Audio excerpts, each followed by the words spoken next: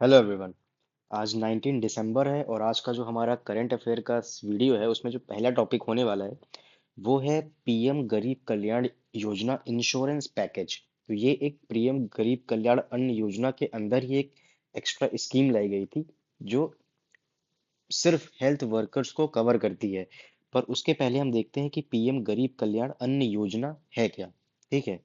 तो इसके लिए अगर आपसे पूछूं कि इंडिया की सबसे बड़ी फूड सिक्योरिटी स्कीम कौन सी है जो 80 करोड़ लोगों को फ्री राशन देती है, तो क्या आंसर होगा उसका। उसका आंसर होगा पीएम गरीब कल्याण अन्न योजना। तो पीएम गरीब कल्याण अन्न योजना एक वेलफेयर स्कीम है जिसका एम है पुअर और वल्नरेबल पॉपुलेशन को फ्री फूड ग्रेन्स प्रोवाइड करना ताकि फूड सिक्योरिटी इंश्योर हो सके। ठीक है। तो पीएमजीकेवाई को मार्च 2020 में लॉन्च किया गया था कोविड 19 पैंडेमिक के टाइम पर, ताकि लॉकडाउन के दौरान जो भी भूखा इंसान है या कोई ऐसा इंसान है जिसे अच्छे से न्यूट्रिशन नहीं मिल पा रहा है या फूड सप्लाई नहीं मिल पा रही है तो उस तक फूड सप्लाई पहुंचे। इनिशियली ये एक टेम्परेरी रिलीफ स्कीम थी लेकिन बाद में इसको एक्सटेंड कर दिया गया। फिर पीएमजीकेवाई को national food security act NFSA 2013 में जो आया था इसके बेनिफिशरीज के लिए इम्प्लीमेंट किया गया था। जो एनएफएसए के बेनिफिशरीज थे उन्हीं के लिए पीएमजीकेवाई को लाया गया था। इसके अंडर अंत्योदय अन्न योजना वाली फैमिलीज और ये रही अंत्योदय अन्न योजना वाली फैमिलीज और प्रायोरिटी हाउस होल्ड वाले लोग कवर्ड थे। टोटल बेनिफिशरीज इसमें लगभग 80 करोड़ लोग इससे बेनिफिट लेते हैं। 80 करोड़ इंडिया की पॉपुलेशन पीएमजीकेवाई से फायदा उठाती है। तो अब पीएमजीकेवाई के अंदर क्या है, 5 केजी फूड ग्रेन्स पर पर्सन पर मंथ मिलने वाला है जिसमें राइस और वीट होता है। इंपॉर्टेंट चीज ये है कि एनएफएसए के अंदर जो सब्सक्राइब्ड प्राइस थी, जो सब्सिडाइज्ड प्राइस थी पे राशन मिलता था, पीएमजीकेवाई के बाद वो भी कंप्लीटली फ्री हो गया है। ठीक।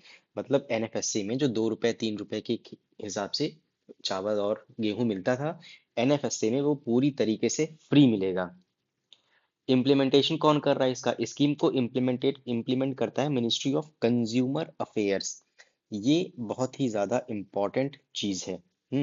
मिनिस्ट्री ऑफ कंज्यूमर अफेयर्स इसको इम्प्लीमेंट करती है। और डिस्ट्रीब्यूशन होता है पब्लिक डिस्ट्रीब्यूशन सिस्टम के थ्रू, राशन दिया जाता है फेयर प्राइस शॉप के थ्रू। ठीक। तो ये था इसकी इम्प्लीमेंटेशन से रिलेटेड। अब जो अगली चीज आती है कि ये है क्या, तो पीएमजीकेवाई को 2024 से 5 साल के लिए एक्सटेंड कर दिया गया था। मतलब अब ये स्कीम 2028 तक कंटिन्यू रहेगी। तो ये था पीएमजीकेवाई के बारे में। अब इसके ही अंदर एक आया था पीएम गरीब कल्याण योजना इंश्योरेंस पैकेज, जो कि अगर किसी हेल्थ वर्कर की एक्सीडेंट हो जाती है, एक्सीडेंट से डेथ हो जाती है, कोरोना होने के कारण डेथ हो जाती है या सर्व करते टाइम पे डेथ हो जाती है कोरोना की वजह से, तो उसको ये इंश्योरेंस पैकेज मिलने वाला था जिसमें उसको 1.7 lakh crore relief package government ने अनाउंस किया था। इसके अंदर 26 मार्च 2020 को लॉन्च किया गया था जिसका टोटल बजट था 1.7 लाख करोड़ का। और इनिशियली इसको 90 दिन के लिए ही लाया गया था पर बाद में इसको एक्सटेंड कर दिया गया था, नीड के हिसाब से एक्सटेंड कर दिया जाएगा। फिर इसमें कौन कौन कवर्ड था, तो इसमें कवर्ड वो लोग हैं सेंट्रल और स्टेट गवर्नमेंट के हॉस्पिटल्स में जो डॉक्टर्स काम कर रहे हैं, नर्सेस काम कर रही हैं, आशा वर्कर्स काम कर रही हैं, एएनएम जेएनएम काम कर रही हैं, वो सारे लोग इसमें कवर्ड हैं। प्राइवेट मेडिकल प्रोफेशनल जिनको कोविड 19 की ड्यूटी के लिए रिक्वेशन किया गया है वो लोग भी इसमें कवर्ड हैं। तो सिर्फ ऐसा नहीं है कि सिर्फ गवर्नमेंट वर्कर्स ही हैं, वो प्राइवेट वर्कर्स जिनको कोविड 19 की ड्यूटी के लिए लगाया गया है वो लोग भी इसमें पूरी तरीके से कवर्ड हैं। तो ये था इस टॉपिक से रिलेटेड। फिर अगर आपको इस टॉपिक की पीडीएफ या हर दिन पीडीएफ चाहिए 2 पेजर, तो उसके लिए टेलीग्राम चैनल आप ज्वाइन कर सकते हैं और जिसका लिंक मैंने डिस्क्रिप्शन में डाल दिया है। फिर जो अगला टॉपिक है वो है सियाचिन ग्लेशियर। अब सियाचिन ग्लेशियर क्यों इंपॉर्टेंट है, तो सबसे पहले तो इसकी लोकेशन देखेंगे हम। तो ये देखिए ये यहाँ पे है, सियाचिन ग्लेशियर के ऊपर यूपीएससी पहले ही प्रीलिम्स में एक क्वेश्चन पूछ चुका है एक बार। ठीक। तो अब सियाचिन ग्लेशियर की अगर लोकेशन देखें हम, तो सियाचिन ग्लेशियर अगर यहाँ पे है तो इसके ऊपर है सक्शगम वैली। ठीक। फिर इसके वेस्ट में है गिलगित बल्तिस्तान का प्रोविंस जो कि इस टाइम पीओजेके में आता है। इसके साउथ में है कारगिल और लेह, और इसके ईस्ट में है अक्साई चिन। ये क्वेश्चन भी आ सकता है कि सियाचिन ग्लेशियर के ईस्ट में अक्साई चिन है या सियाचिन ग्लेशियर के वेस्ट में अक्साई चिन है।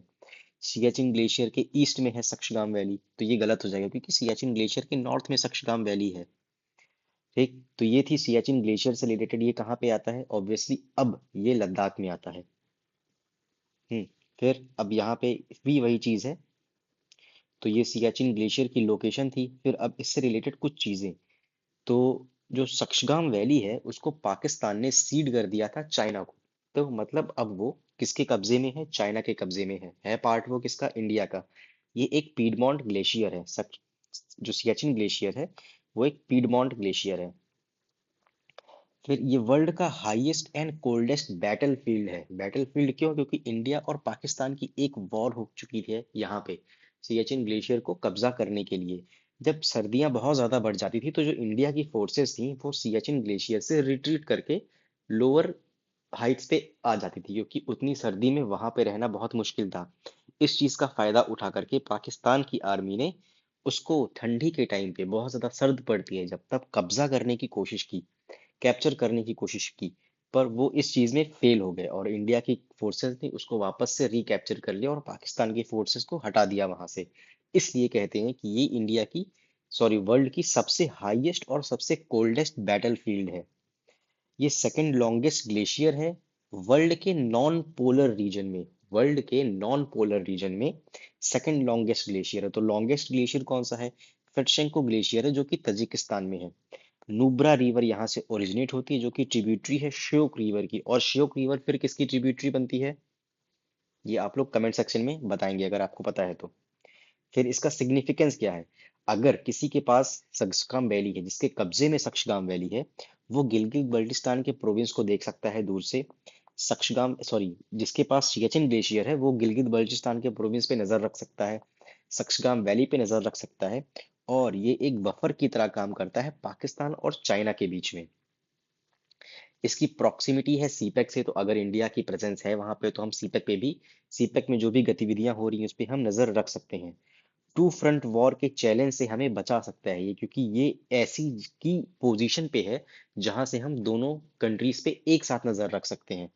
ठीक है, यहाँ पे एक साइड चाइना आ जाएगा और एक साइड कौन आ जाएगा? पाकिस्तान ऑक्युपाइड जम्मू कश्मीर। तो यहाँ से हम पाकिस्तान के ऊपर भी नजर रख पाएंगे, यहाँ से चाइना के ऊपर भी रख पाएंगे।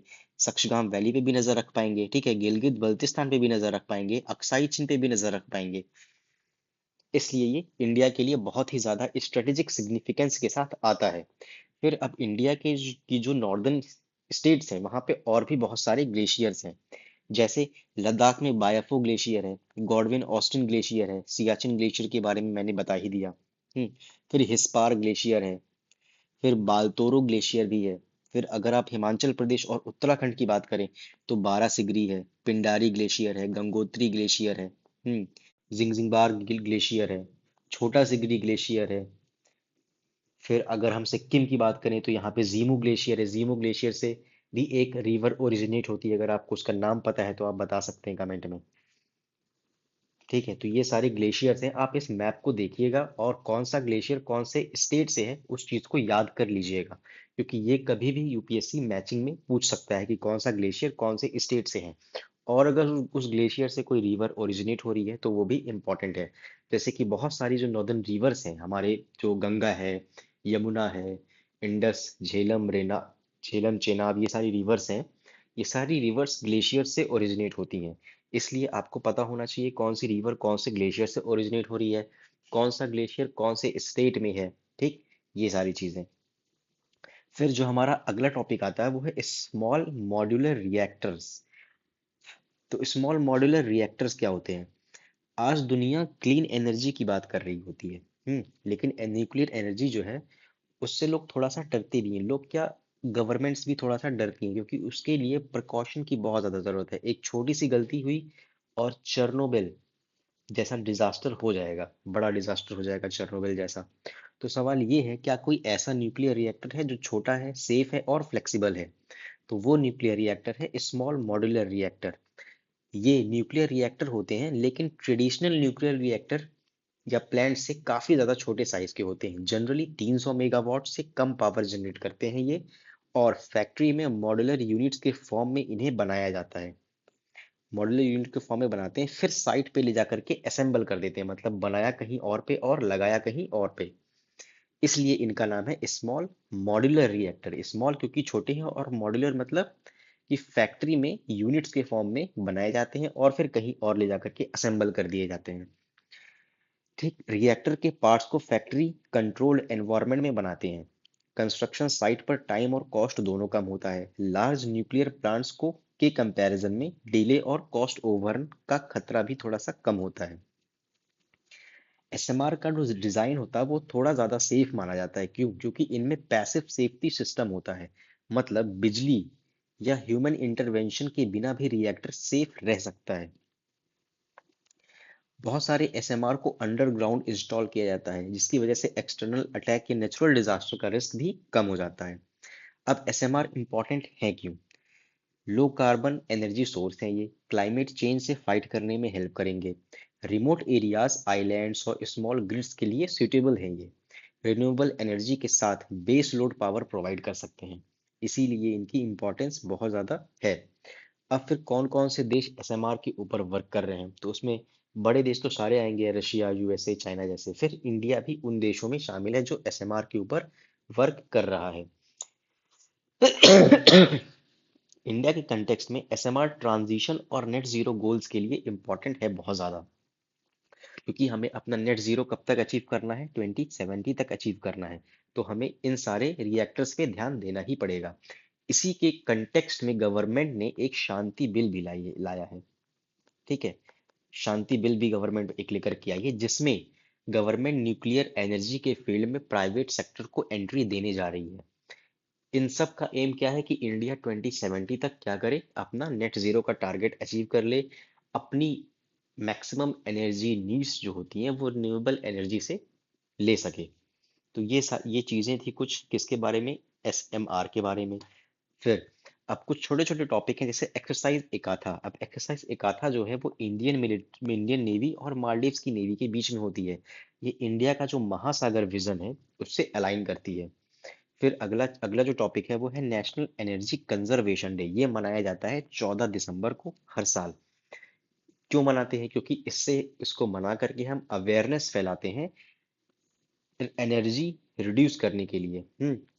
Reducing energy use and encouraging efficient practice. Energy use reduce करें और एफिशिएंट प्रैक्टिसेस को हम क्या करें? बढ़ावा दें। फिर दो टर्म आते हैं इसमें, एनर्जी एफिशिएंसी और एनर्जी इंटेंसिटी।